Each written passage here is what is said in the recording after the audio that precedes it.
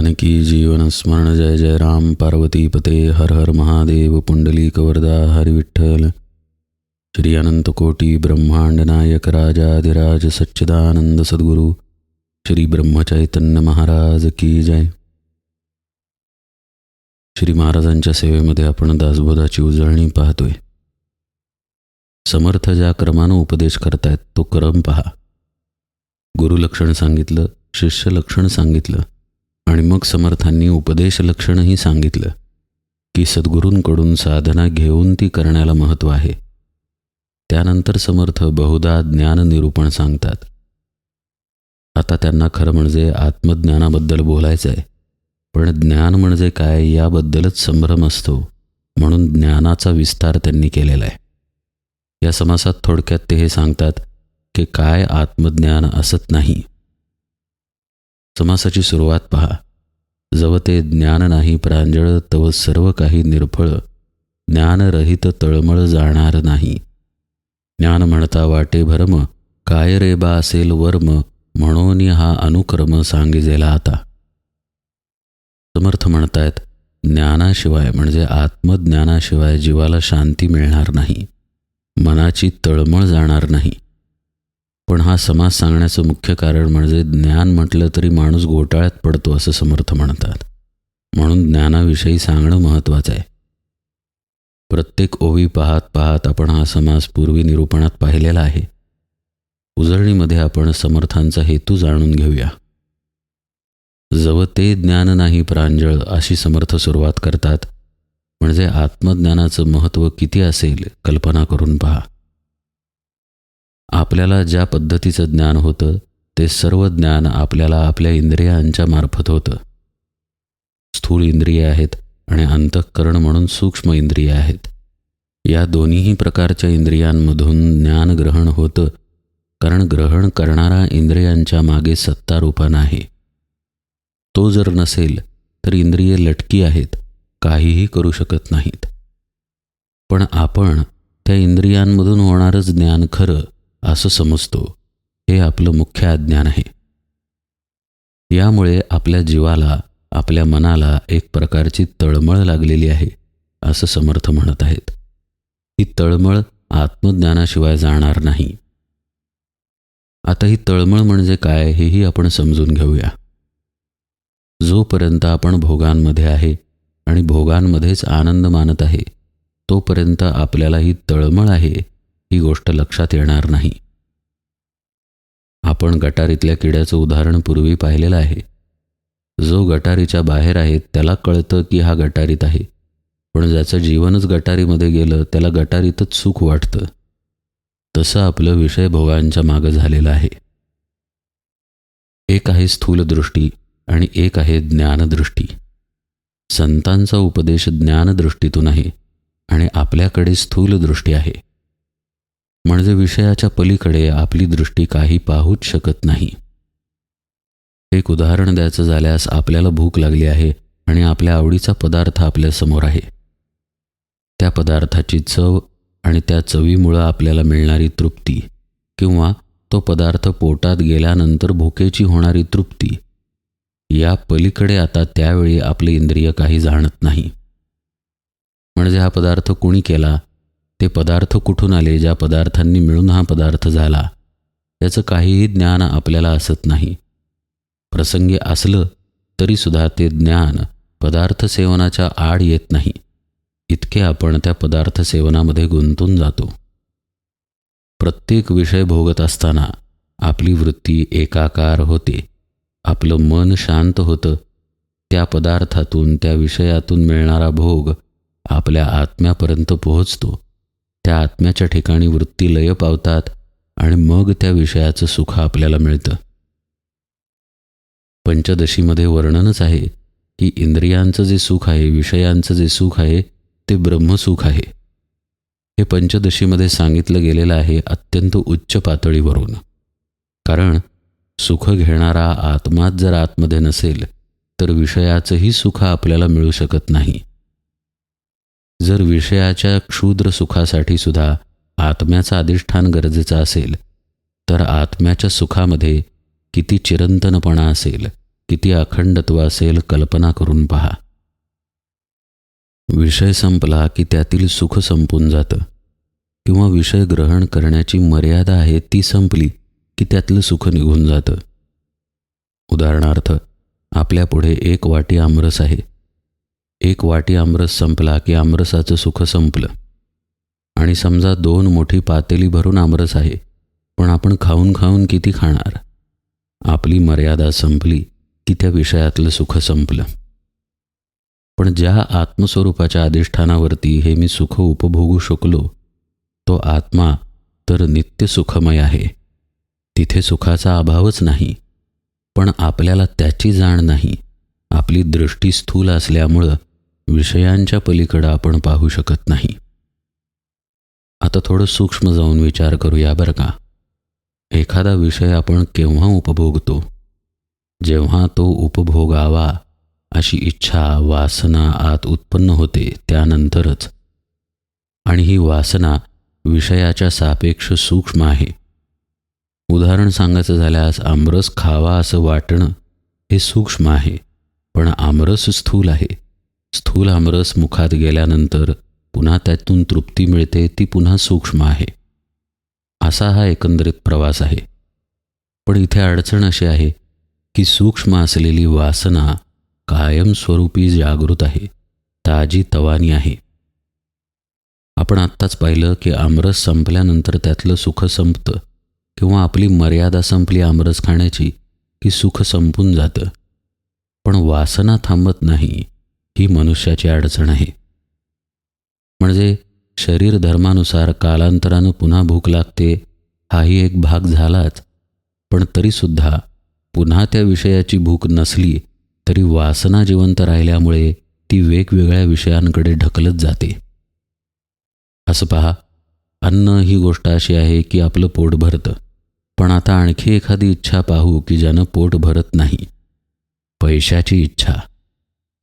आता पैसा मिळाला, आपलं काम होतं ते झालं, आपल्या कामापेक्षाही जास्त पैसा मिळाला, म्हणून जगात कुणीही थांबलेला नाही. जितका पैसा मिळावा तितका आपल्याला कमीच वाटतो, आणि हा कमी आपल्या वासनेमुळे वाटतो. अशा पद्धतीनं प्रत्येक दृश्याच्या ठिकाणी आपली वासना मागून कार्य करते. ती इच्छा निर्माण करते आणि इच्छा विषयांकडे आपल्याला ढकलते. आणि आत्ताच आपण पाहिलं की वासना ही कायम तरुण राहते आणि इच्छा भोगण्याची मात्र मर्यादा आपल्याकडे आहे. कितीही काहीही झालं तरी एकतर इंद्रियांना मर्यादा आहे, नाहीतर देहाला मर्यादा आहे. कुणीही हजारो लाखो वर्षे भोग भोगत बसलेला नाही. त्यामुळं मग काय होतं तर तळमळ पदरात पडते. म्हणजे विषय समोरचा संपत नाही, माझी मर्यादा मात्र संपते आणि इच्छा मात्र तशीच राहते. यातून निर्माण झालेली तळमळ. आपलीही अशी तळमळ होत आहे हे आपल्याला कळतच नाही, जोपर्यंत आपण संतांना शरण येत नाही. त्यांच्याकडून ज्ञानाच्या गोष्टी ऐकल्या की नंतर आपल्या लक्षात येतं की आपली खरंच तळमळ होत आहे. म्हणून आधी सद्गुरू वचनांवरती विश्वास पाहिजे. तो विश्वास जर असेल तर मनुष्य अंतर्मुख होऊन विचार करील की खरंच आपल्यामध्ये अशी तळमळ आहे का, आणि खरंच आपल्याला शांततेकडे, समाधानाकडे जायचं आहे का. समर्थ म्हणतात, जवते ज्ञान नाही प्रांजळ तव सर्व काही निर्फळ.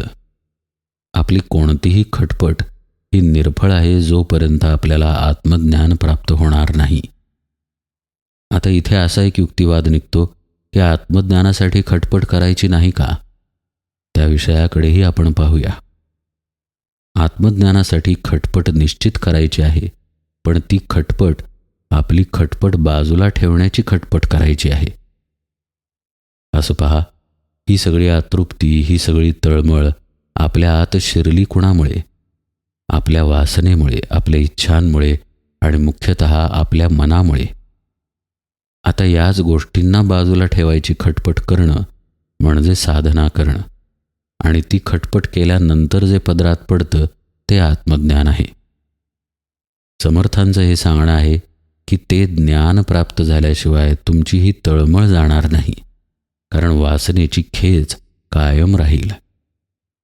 ज्याला आत्मज्ञान होतं त्याच्या वासना जळून खाक होतात. तुकाराम महाराज म्हणत नाहीत का, बीज भाजुनी केली लाही, पुन्हा जन्म मरण नाही. हे जे बी आहे हे वासनेचं बी आहे आणि हे अत्यंत सूक्ष्म आहे. जवळजवळ परमात्मा जितका सूक्ष्म आहे तितकीच वासना सूक्ष्म आहे असं श्री महाराज म्हणतात.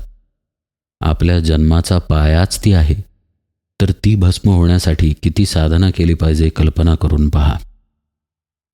आता हे दोन्ही बाजूनं बोलणं वाटतं. साधना केल्याशिवाय आत्मज्ञान प्राप्त होणार नाही आणि आत्मज्ञानाशिवाय तळमळ जाणार नाही, आत्मज्ञानाशिवाय सगळं निरफळ आहे असं समर्थ म्हणतायत. मग साधना करायची का नाही, खटपट करायची का नाही? तर त्याचा अर्थ असा की ती खटपट जाणून करणं गरजेचं आहे. ज्ञानेश्वर महाराज एका अभंगामध्ये म्हणतात, आत्माची कळला नाही, जप तप साधन तीर्थे खोटी गे, ज्ञानदेव म्हणे न सुटती संसाराच्या गोष्टी गे. जोपर्यंत आत्मज्ञान नाही तोपर्यंत जप तप तीर्थ साधन हे सगळं खोटं आहे असं माऊली म्हणतायत. म्हणजे तुम्ही जप तप तीर्थयात्रा करूच नका असं ते सांगत नाहीत, तर आत्मा अधिक कळवून घ्या, म्हणजे सद्गुरू मुखातून जाणून घ्या.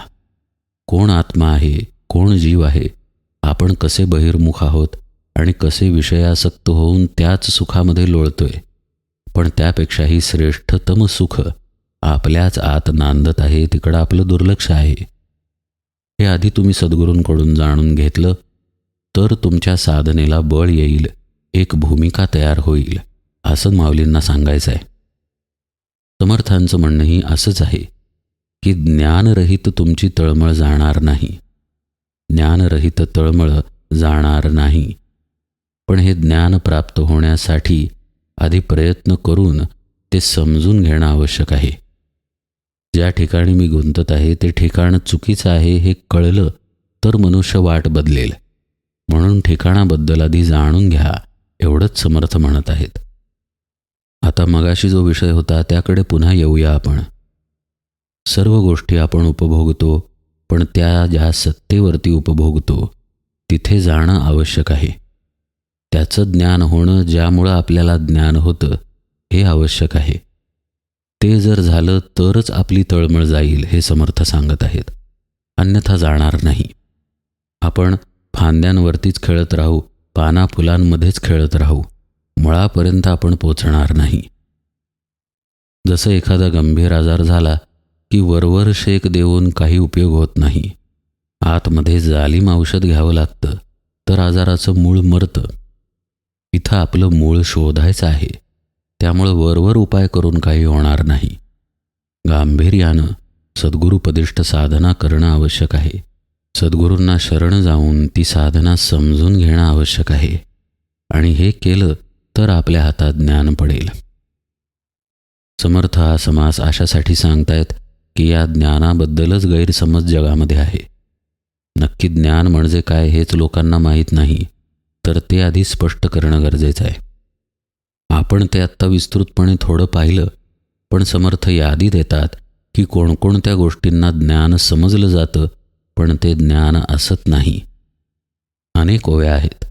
भूत भविष्य वर्तमान ठाऊके आहे परिच्छिन्न, यासीही म्हणजेत ज्ञान परी ते ज्ञान नव्हे. बहुत केले विद्यापठण संगीत शास्त्र राग ज्ञान, वैदिक शास्त्र वेदाधेन हेही ज्ञान नव्हे.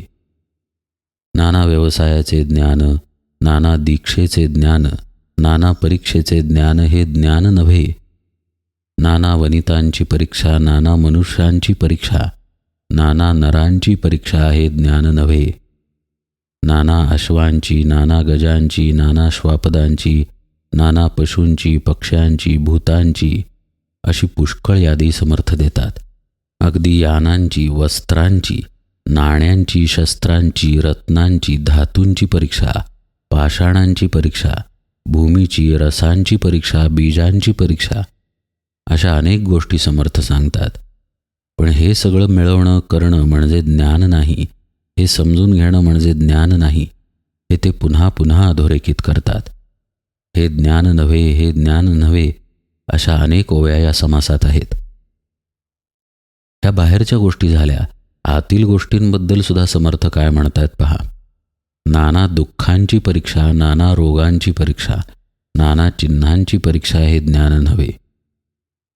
गोष्ट बाहेरील असो नाही तर आतील असो, कोणतीही गोष्ट कळणं म्हणजे ज्ञान नाही आहे हे समर्थ सांगतायत. हे आपल्या समजाच्या किती विरुद्ध आहे पहा. अहो, धातूंची परीक्षा मी केली आणि ज्ञान मिळवलं धातूबद्दल तर मला ज्ञान झालंच की, असं कुणीही म्हणेल. पण समर्थ ते ज्ञान ज्याच्या आधारावरती आपण मिळवतो त्या आत्म्याचं ज्ञान होण्याकडे निर्देश करत आहेत. अशा असंख्य प्रकारांनी समर्थांनी बाह्य ज्ञानाबद्दल विधाने केली आहेत. नाना मतांची परीक्षा, नाना ज्ञानांची परीक्षा, नाना वृत्तींची परीक्षा हे ज्ञान नव्हे. इतकंच काय, नाना शब्दांची, अर्थांची, भाषांची, स्वरांची, वर्णांची असं अनेक प्रकारे वर्णन करून समर्थ बाह्य ज्ञानाचा विस्तार करून सांगतात. या सर्व ज्ञानाला जर आपण पाहिलं तर ते आपण आपली स्थूल इंद्रिये किंवा सूक्ष्म इंद्रिये यांच्याचद्वारे ग्रहण करतो, पण तिथं पोहोचत नाही ज्याच्या पायावरती ही सगळी इंद्रिये कार्य करतात. समर्थांनी अगदी सूक्ष्म पातळीवर होणाऱ्या ज्ञानाचाही उल्लेख अज्ञानाच्या यादीतच केलेला आहे. जाणावे दुसऱ्याचे जीवीचे हे ज्ञान वाटे साचे, परंतु हे आत्मज्ञानाचे लक्षण नव्हे. दुसऱ्याच्या मनातलं कळणं हे सुद्धा काही आत्मज्ञान नाही. हेही आत्मज्ञानाच्या सापेक्ष स्थूल ज्ञानच आहे. काय कळलं? मनातील कळलं म्हणजे आपलं मन शांत झाल्यामुळं त्या शांत झालेल्या मनःपटलावरती दुसऱ्याच्या मनाचं प्रतिबिंब पडलं आणि ते मग आपल्याला वाचता आलं. पण हेही ज्ञान आपण द्वैतातूनच घेतलं, मनातूनच घेतलं. तेही आत्मज्ञान नाहीच. पण आपण पहा, व्यवहारामध्ये जर कोणाला दुसऱ्याच्या मनातील कळलं तर केवढा मोठा बुवा करतो त्या गोष्टीचा. बापरे, तुम्हाला मनातलं कळतं असं आपण म्हणतो, पण परमार्थदृष्ट्या ते क्षुद्र ज्ञानच आहे. असं मनातील ओळखण्यापासून अगदी 14 विद्या 64 कलांपर्यंत समर्थ म्हणतात की त्या प्राप्त करणं हे सुद्धा ज्ञान नव्हे.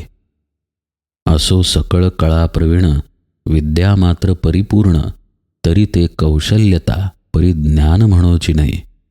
एक वेळ त्याला कुशलता म्हणता येईल, पण ते ज्ञान नाही. हे ज्ञान होयसे भासे, परंतु मुख्य ज्ञान ते अनारिसे, जेथे प्रकृतीचे पिसे समूळ वाव. आपल्याला या कुठल्याही प्रकारचं ज्ञान झाल्यासारखं वाटतं, पण ते ज्ञान असत नाही, तो भ्रम असतो, असं समर्थ म्हणतायत.